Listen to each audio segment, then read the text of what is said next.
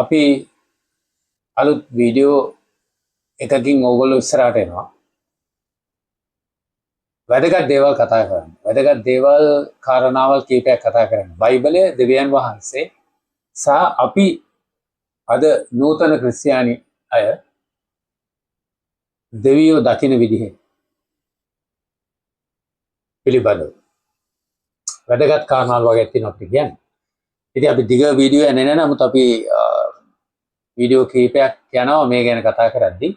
ඒක නිසා අපි ඉදිරි වීඩියෝ තුලින් තව කාරණාවල්, මොකද බොහෝ කාරණාවල් තියෙනවා මේ දෙවියෝ මිනිහව නිර්මාණය කරලා තියෙනවා. නැත්නම් මිනිස්යාව මේ පොළොවේ නිර්මාණය කරේ පවතිනත් මේ පොළොවේ මිනිසයා ලස්සන ජීවිතයක් ගත කරන්න. ඒක තමයි උන්වහන්සේගේ ප්‍රධාන පරමාර්ථය. ඒක බයිබලයේ මැවීම තුලින් අපිට කියලා දෙන, අපි මැවීම බැලුවහම, මැවීම දිහා බලපුවහම මැවීමෙන් අපිට පේනවා දෙවියෝ මිනිසයාව පොළොවේ නිර්මාණය කරේ මිනිහට ලස්සන ජීවිතයක් දෙන්න සහ ඊට පස්සේ දෙවියෝ මනුස්සයත් එක්ක හොඳ සහභාගීකමක් පවත්වාගෙන මේ පොළොව අරගෙන යන්නේ. ඉතින් නිකන් කතාව කිව්වොත්. නමුත් මේක වැරදුනා. ඒක දැනක ප්‍රශ්නයක් වෙලා වැරදුනා. ඒ දන් උනේ ආදම් සහ ඒව කියන මුල් මිනිස්සයෝ වල වැරද්දක් කළා. ඒ වැරද්දේ ප්‍රතිඵලය අපි තවම මේ පොළොවේ තවම තිබෙනවා. ඒක විනිවිද යනවා විවිධ විදිහට මිනිස්සු. ඒක මිනිහට මරණය ඇවිල්ලා තියෙනවා, මිනිස්සු දුක් විඳිනවා, ලෙඩ වෙනවා, රෝග, එතකොට කරදර ප්‍රශ්න, ඒ වගේම මරණය, මැරිලා කුණු වෙන එක. ඔය වගේ ගොඩාක් කාරණාවල් තියෙනවා. අපි ඉදිරියේ දේවල් ගැන කතා කරන්න යනවා. ඒත් අද මගේ දුවයි ඇවිල්ලා තියෙනවා ඔබත් එක්ක මේ පිළිබඳව වෙන වැදගත් කාරණාවක් කරන්න. ඒ තමයි දෙවියන් වහන්සේ මනුෂ්‍යව මැවුවන් පස්සේ දැන් මේ ඔක්කොම ප්‍රශ්න කරදර තියෙන්නේ. අපි හොඳට මේක විසඳගමු. ප්‍රශ්න කරදර තියෙන්නේ ආදම් සහ ඒව, නැත්නම් මේ මුල් මිනිස්සුયો වල පාපය කළා. නැත්නම් ඔවුන් දෙවියන් වහන්සේගේ අනට අකීකරු වෙලා යහපත හා නපුර දැන ගැනීමෙන්, කවුරුත් දන්න විදිහට සාමාන්‍ය කතාවක් තියෙනවා තහනම් ගා කියන්නේ. නැත්නම් යහපත හා නපුර දැන ගැනීම ගා බයිබලයේ කියන විදිහට ඒකෙන් කෑවා. ඊට පස්සේ මේක පාපය කියන දෙයක් මේ ලෝකයට ආවා. ඉතින් දැන් මේක ලොකු අවුලක් වෙලා තියෙනවා. ඉතින් කිව්වොත් නමුත් මේක ලොකු කතාවක්. මේ පාපය කියන්නේ මොකද්ද? ඒක ලොකු දිග කතාවක්. අපි ඒක ගැන නෙමෙයි අද කතා කරන්නේ. එතකොට දැන් මේ ඔක්කොම ආවේ පාපය සහ තව කාරණා ගොඩක් මරණය, මේ ඔක්කොම ආවේ ආදම් කරපු පාපය නිසා. ඒවල දැන් දෙවියන් වහන්සේ දන්නවද? බොහොඳටම අහගන්න මේක. මේක තාමත් වැදගත් වෙනවා. දෙවියන් වහන්සේ දන්නවද ආදම් සහ ඒව දෙන්නම මේ ගහින් ගෙඩිය කනවද කියලා? බොහෝ අය කියනවා ඔව් දන්නවා කියලා. ප්‍රශ්නයක් තියෙනවා. හැබැයි මම කියනවා නෑ, වහන්සේ දන්නේ නෑ. ආදම් ඒව මේ ගහින් ගෙඩිය කනවා. උන්වහන්සේ දන්නේ නෑ. හොඳට විතර බලන්න. උන්වහන්සේ මැව්වේ මිනිස්යාට නිදහස් කැමැත්ත. තීරණ ගැනීම මේ ඔක්කොම මිනිස්යාට තිබ්බා. ඒ වගේ මිනිස්යාට අවශ්‍ය සියල්ල තිබ්බා මේ ලෝකේ. මේ ලෝකේ යහපත් තිබ්බා කියලා තමයි කියන්නේ. කියනවා සියල්ල යහපත් කියලා උන්වහන්සේ දැක්කා කියලා මේ මැවිලි සියල්ල. එතකොට පාපේ තිබෙත් නෑ, මිනිස්යාට අවශ්‍ය සියල්ල තිබ්බා. පාප ස්වභාවයක් පස්සේ තමයි මිනිස්යා රැඳෙන්නේ. අපි ඉස්සරහදී කතා කරගමු. ඉතින් දැන් දෙවියන් වහන්සේට ඕන වුණා උන්වහන්සේට කීකරුද නැද්ද කියලා බලන්න. දැන් යාට ඕන ඔක්කොම දීලා තියෙනවා. එතකොට දැන් කීකරුකම බලන්න නම් දැන් පාපේ ලෝකේ නෑ. එතකොට කීකරුකම බලන්න නම් ඇත්තටම ආඥාවක් ඕන වෙනවා. දැන් කීකරු නැද්ද වෙනවස මෙහෙම කිව්වොත් ඒ මනුස්සයර නිකන් මෙවිත. දැන් ඔක්කොම අවල තියෙන හැම දෙයක්ම තියෙනවා, ඔක්කොම තියෙනවා. දැන් ඔබ එදන් උඩ ගිහිල්ලා බලන්න මේ සිද්ධිය. අද වෙනවස ඇවිල්ලා කියනවා නිකන් සාමාන්‍ය විදිහට මෙහෙම කිව්වේ නෑ. ඒක මං කිව්වේ දැන් ඒ කියන්නේ මොකුත් නැතුව නිකන් දෙවෙනවස ඇවිල්ලා කියනවා මනුස්සයට ආඥාවක් මොකුත් නෑ, නිකන් ඇවිල්ලා කියනවා ආදම් ඔයා මට කීකරු වෙන්න ඕනේ. ඔය ඉතින් හරි ස්වාමීනි. එස ආයෙ දෙවෙනවස කියනවා ආදම් ඔයා මට කීකරු වෙන්න ඕනේ. ඔය ඉතින් හරි ස්වාමීනි. ආයි කියනවා දෙවියන්වහන්සේ ආදම් ඔයා මට කීකරු වෙන්න ඕන. ඔව් ඉතින් හරි ස්වාමිනේ. සාමාන්‍යයෙන් කිව්වොත් හරි ඉතින් මම මොනවද කරන්න ඕන කියලා අහන්න වෙනවා. ඇත්තටම කීකරුකම බලන්න නම් ආඥාවක් ඕන වෙනවා. ඉතින් ආඥාවක් දැම්මද දෙවියන්වහන්සේ. ඒ කියන්නේ ඔයා මට කීකරු වෙන්න ඕන කියලා ඇවිල්ලා උන්වහන්සේ කිව්වේ නෑ. උන්වහන්සේ කිව්වා ගහක් පෙන්නලා මේක ඇත්තටම ගහක් ගහ පෙන්නලා කිව්වා මේ ගහෙන් කන්න එපා කියලා. ගස් දෙකක් තිබ්බයි වෙන කතාවක පස්සේ බලමු කියන්නේ. නමුත් එක ගහක් පෙන්නලා කිව්වා අපි නිකන් කියමු දානං ගහ කියලා කවුරුත් දන්න කතාවක්. ඒක පෙන්නලා කිව්වා මේ ගහෙන් කන්න එපා. කෑවොත් නුඹ ඒකාන්තයෙන්ම නැසිනවා. නැසිනවා කියලා කියද්දි ලොකු කතාවක් ගොඩක් තියෙනවා. මේක පැකේජ් එකක්. ඒකට පස්සේ බලමු. ඉදිරියට කතා කරමු. ඔබට පුළුවන් ඕනනම් අපේ channel එකේ comment section එකේ ඔබට තියෙන ප්‍රශ්න දාන්න අපි ඒවලට උත්තර දෙන්න යනවා. අපි එකින් එක අපි හොයාගත්ත දේවල් තවත් සොයමින් ඉන්න දේවල්, තවත් අපි දකින්න දේවල් සහ තවත් හොයන දේවල්, අපිට ප්‍රශ්න තියෙන දේවල් අපි හොයනවා තමයි. ඒ ඔක්කොමත් එක්ක අපි ඔබට උත්තර දෙන්න යනවා. හරි.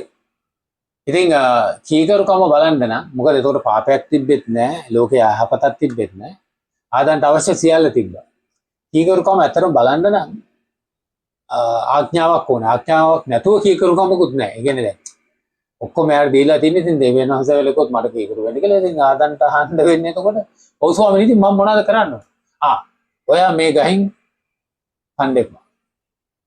එනේ ආඥාවක් දැන් තියෙනවා. එතකොට එයා ආඥාව රකින්නවද නැද්ද කියන එක එයාගේ ප්‍රශ්නයක්. හැබැයි ආදම් මේ ගහ ගැන ඔක්කොම කතාවලුත් දැනගෙන දන්නවා. දැනගෙන ඉඳලා තිනවා. මොකද එයා මුළු කතාවම දන්නවා. ඔබේ සිද්ධිය කියලා බැලුවොත්. මේ එයා මේ මුකුත් දන්නේ නැති එකක් එකපාර දෙවියෝ ගහක් මැව්වා මේකෙන් කන්න එපයි කියලා එකපාර කිව්වා ඩක් ගහලා කිව්වා එහෙම කතාවක් නෙමෙයි. එයා මේ ගහෙන් කාපුවා මොනවද වෙන්නේ කියලා එයාට කතාව කියලා. ඉතින් පස්සේ ඔතන ඒ ආදම් සහයෝගයේ එකට යක්ෂයා සෙට් වෙනවා. ඒක තව කතාවක්. යක්ෂයා කොහොමද ආවේ කියලා ඒක තවත් කතාවක් තියෙන්නේ. අපි නමුත් මේක බලමු. දෙවියෝ දන්නවද කනවා කියලා? ඒක තමයි ප්‍රශ්නේ. දැන් ක්‍රිස්තියානි සභාව වෙන මේම කරනවා. දෙවියෝ ඔක්කොම දන්නවයි කියන්නේ. දෙවියෝ දන්නේ නැති ගොඩාක් දේවල් තියෙනවා ඕනේ මෙයා. තව ගොඩාක් දේවල් තියෙනවා ඔක විතරනේ. අපි දෙවියන් වහන්සේ දන්නේ නැති ගොඩාක් දේවල්. සමහරක් ඒවා උන්වහන්සේ දැනගන්න නැති වෙන උන්වහන්සේට නීති දාගෙනක් තියෙනවා. ඒ වගේ මේක කනවයි කියලා උන්වහන්සේ දන්නේ නැහැ. මොකද ආදම් කන්න හිතලත් තිබ්බේ නැහැ එතකොට. පස්සේ උන්වහන්සේ දේවල් මනුෂ්‍යයාගේ සිත බලන්ඩ බලපු තැන් තියෙනවා සමහර තැන් වල. ඒ හේතුක දෙය කියන්නේ හැම කෙනාගේම හිත බලනව නෙමෙයි. නමුත් උන්වහන්සේට බලන්න පුළුවන් වුණා. යම් දේවල් කරලා උන්වහන්සේ ඒක අපි ඉස්සරහදී කතා කරන්න යනවා. නමුත් මෙතන කතාවේදී ඇත්තටම දෙයියෝ දන්නේ නැහැ ආදම් කනවා කියලා. දැනගෙන හිටියා නම් දෙයියෝ තමයි මේ ලෝකේ ලොකුම වැරද්ද කරේ. මොකද අද වෙනකම් මේ මිනිස්සු දුක් විඳින්නේ දෙයියෝ දැනගෙන දීපු පරිප්පුව නිසා ආදම්ට. ඇත්තටම දන්නේ නැහැ. මොකද දෙයියෝ මැව්වේ 2000 කැමැත්ත තියෙන දෙවියන් වහන්සේ වගේම නිර්මාණය කරන්න පුළුවන්. ඔබ දන්නේ නැති මෙවීමේ කතාව ඔබ කියලා බලද්දී ඔබ දන්නා සේ සත්වයන්ට නම් තිබ්බේ දෙයියෝ නෙමෙයි ආදම්. සියලු සත්තුන්ට දෙවියන් ආදම් තමයි නම් තිබ්බේ.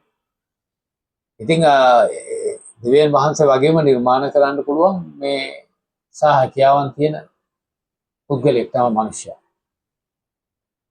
ඉතින් දෙයියෝ වගේ දෙවියන් වහන්සේත් එක්ක හැසිරෙන්න උන්වහන්සේ කණ්ඩායමක් නිර්මාණය කරගත්තා මේ පොළොවේ. ඒකේ ස්ටාර්ට් එක තමයි ආදම් සහය. දැන් අපිත් ඉන්නවා. මේ මුළු පොළොවේ මිනිස්සු. නමුත් ඒකේ ස්ටාර්ට් එක ආදම් සහයව. නමුත් ඒගොල්ලෝ එතන වැරද්දපු නිසා ප්‍රශ්නයක් වුණා. ඇත්තටම දෙවියෝ දන්නේ නැහැ. දන්නේ නැත්තේ. උන්වහන්සේ එකක් ආදම් හිතලා නැහැ. අනිත් එක උන්වහන්සේ ආව නිදහස් කැමැත්ත ඇතුව එයාට තීන්දුව ගන්නීමේ හැකියාව ඇතුව තමයි මවලා තියෙන්නේ. නැත්නම් ආදම් හිතන්නත් ඉස්සෙල්ලා දෙවියෝ දන්නවනම් ඒ කියන්නේ එයා කන්ට්‍රෝල් කරනවා. එයා රොබෝ කෙනෙක්. දෙවියන් වහන්සේ රොබෝලා නෙමෙයි මැව්වේ.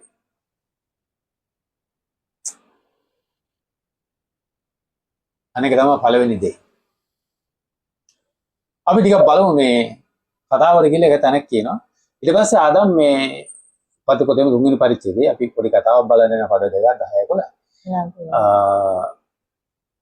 ඉතින් ඉස්සලා ඒ කියන්නේ ආදම් පව් කළායින් පස්සෙත් ඒ කියන්නේ ගෙඩිය කෑවෙන් පස්සෙත් දෙයියෝ දන්නේ නැහැ. මොකද උන්වහන්සේ එච්චරම ඒගොල්ලන් විශ්වාස කරා. ඔය දෙයියන්ගේ ප්‍රේමයේ කැලලක් ඔතන තියෙනවා. ඕගලන්ට අල්ලගන්න පුළුවන් නම් අල්ලගන්න පුළුවන්. ප්‍රේමයේ සියල්ල විශ්වාස කරන්නේ කියලා එවෙන තැනක පාවුල්තුමා කතා කරනවා. අපි ඒක කියන්නේ නැතුව ඉතින් මොකද ඒක පොඩි කැලලක්. ඕනනම් අල්ලගන්න පුළුවන්. උන්වහන්සේ ආදම්ව විශ්වාස කළා මාර විදිහට.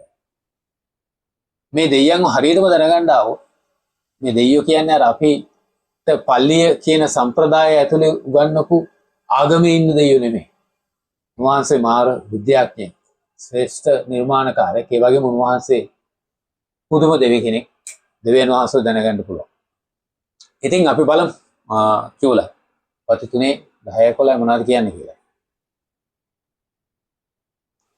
මනුෂ්‍යයා මට ඔබ වහන්සේගේ ශබ්දය උයනෙහිදී ඇසී මම නග්න බැවින් බයපත්ව සැඟවුනිමි කීය. උන්වහන්සේ නුඹ නග්න බව නුඹට කීවේ කවුද?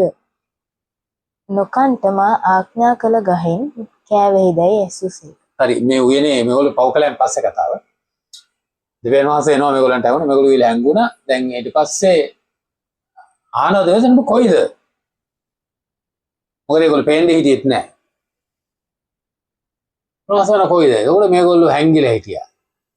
මට වහන්සේගේ ශබ්දය උයනේ ඇසිලා මම නග්න නිසා බියපත් වෙලා හැංගුණා. දැන් කෑවෙන් පස්සේ ඒගොල්ලන්ගේ මයින්ඩ් එක ඇතුලේ වෙනසක් ඇති වෙලා තියෙනවා. දැන් මෙච්චර කාල හොඳට දෙයියොත් එක්ක හිටපු දෙන්න ඒගොල්ලෝ කතා කරමින් සම්බන්ධ වෙනවා. මේ වෙලාවේ දැන් මොකද්ද අවුලක් වෙලා ඔළුවේ. දැන් ඒගොල්ලෝ නග්නයි කියලා දකිනවා. දැන් මේ ඉස්සෙල්ලා නග්නෝ නෙමෙයි හිටියේ.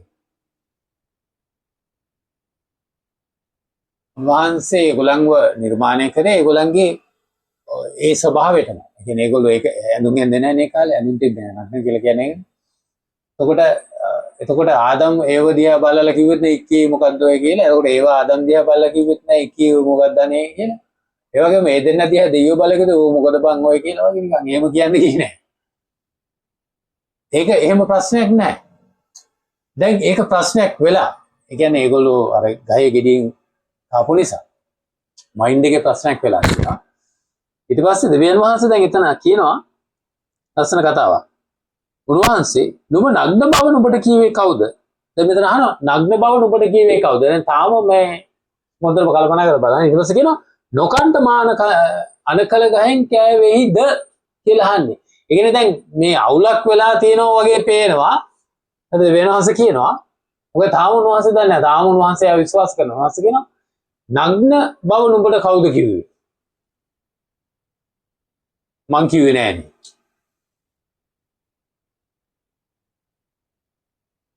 එනම් මොකක් හරි වෙලා මං එපා කිව්ව ගහෙන් කෑවද? අහනවා කෑවද? මොකද එහෙම වුණොත් තමයි මෙහෙම වෙන්නේ. තේරුණාද? ඉතින් ඒක නිසා එතන හරිය ලස්සනයි. ඒ කියන්නේ දැන් උන්වහන්සේ නිකන් දන්නවා මේ ඔය ඉඳලා මෙද්දිම දන්නවා මෙයා කාලා ඉන්නේ. එහෙම එකක් නෑ. මෙතන ලස්සන කෑවද? අහනවා. ඔය ඉතින් කෑවද? කොහොමද? ඇත්තටම උන්වහන්සේ මිනිහව මාර විදිහට විශ්වාස කරා. ඒ වගේ මෙයාට එයාගේ පෞද්ගලිකත්වයක් දීලා තිබ්බා. ඉතින් ඊට පස්සේ තමයි උන්වහන්සේ පව් කාලේ වෙනකොට කියන උන්වහන්සේ දුරදීමෝන්ගේ සිතුවිලි දන්නවා. ඒ කියන්නේ දැන් එයා එන්නේ ඒ දුරදීම සිතුවිලි දන්නවා කියන්නේ දැන් එයා හිතලා තියෙන්නේ. අපිත් කියන්නේ මනුෂ්‍යයත් කියන්නේ මේ මූ යන විදිහට පේනවා මූ දැන් හරි කියලා. ඌ වෙන විදිහට පේනවා මේ පොල්පැලේ කන්න තමයි කියලා. ඒ වගේ උන්වහන්සේ දුරදීමෝන්ගේ සිතුවිලි දන්නවා. ඒ වගේම සමහර තැන්වල උන්වහන්සේ කියනවා නුඹලා ඒ ගියාම ඊශ්‍රායල් සෙනගට වෙන කතාවක් තියෙනවා. නුඹලා ඒට ගියාම මම දන්නවා නුඹලා මෙහෙම කරනවා කියලා. මොකද දැන් නුඹලා කරන දේවල් වලින් මම එහෙම දන්නවා. ඒක දැන් කරන දේවල් වලින් නුඹලා ඉස්සරහට කොහොම කට්ටියද කියලා මම දන්නවා. එහෙම කතාවක් තියෙනවා. තව දේවල් තියෙනවා. ඒ වගේම තව දේවල් උන්වහන්සේ දීලා දැනගන්නවා. ඒ කියන්නේ යම් දෙයක් ටෙස්ට් එකක් මොනාරි දීලා එයාගේ හිත කොහොමද කියලා දැනගන්න තැන් තියෙනවා. එහෙම හිත බලන තැන් තියෙනවා.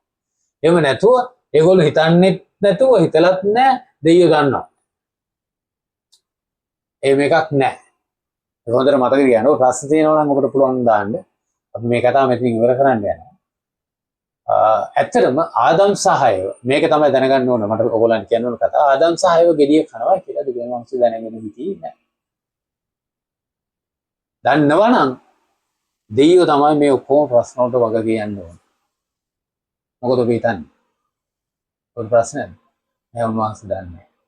මොකද ඒගොල්ලෝ කන්න හිතලත් නෑ. හිතලා නෑනේ. ඉතින් ඒගොල්ලෝ කනවද නැද්ද කියලා ඒගොල්ලෝ Tamanට කීකරුද නැද්ද කියලා බලන්න නම් ටෙස්ට් එකක් තියෙනවා. මොකද ඒගොල්ලෝ පාපේ දැනගෙන ඉන්නේ නැහැ. ඒකට මොකද පාපයක් තිබ්බේ නැහැ. ඉතින් දෙවියන් වහන්සේ දන්නේ නැහැ. ඒගොල්ලෝ කනවා කියලා. කන උන්වහන්සේම දෙන්නේ නැහැ. ඒ කියන්නේ උන්වහන්සේ නිකන් මේ කෝචොක් කරා වගේ නිකන්. උන් කනවා මන් දන්නවා ඒ වුණාට මන් දුන්නා. නෑ උන්වහන්සේ වෙන උන්වහන්සේ මාර ප්‍රේමණීය දෙවි කෙනෙක්. හැබැයි ආදම් වරද්දගත්තා. ඒ වරද්දගත්ත නිසායි මේක උන්වහන්සේ රිවර්ස් කරලා මේක හදන්න වෙන මාර්ගයක්. උන්වහන්සේ නිර්මාණය කරා. ඒක අපි පස්සේ බලමු. නමුත් අපිට කියන්න ඕනේ උන්වහන්සේ දන්නේ නැති ගොඩාක් දේවල් තියෙනවා. අර මිනිස්සු දෙයියන්ව බේරන්න දෙයියෝ ඔක්කොම දන්නවා කියලා කියනවා. බයිබලෙ ඕන තරම් පෙන්වන්න පුළුවන් ඒවා දැන් තියෙනවා. උන්වහන්සේ දන්නේ නැහැ. උන්වහන්සේ ගිහිල්ලා ඇවිල්ලා යවලා කරලා බලනවා. එහෙම දැන් තියෙනවා. සොදොම සහ ගොමොරා කතාවේ ඕන කියලා බලන්න ප්‍රතිපදෙමයි තියෙන්නේ.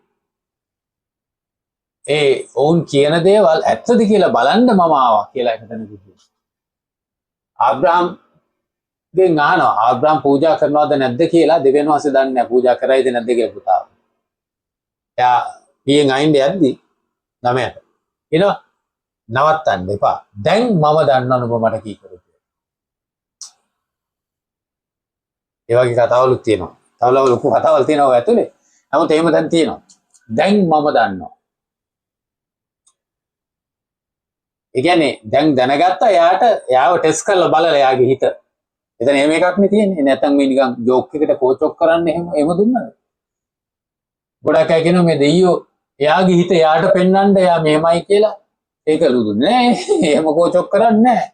දෙයියෝ උඩ ආදන්ටත් එහෙම කෝචොක් කරාද? අර නිකන් අපේ වචනේ කියනවා නිකන් ගින්දීට වගේ වහන්සේ නිකන්. එහෙම කරේ නෑ. ආදන්ට තනි කැමැත්තක් තිබ්බ තීරණය ගන්න.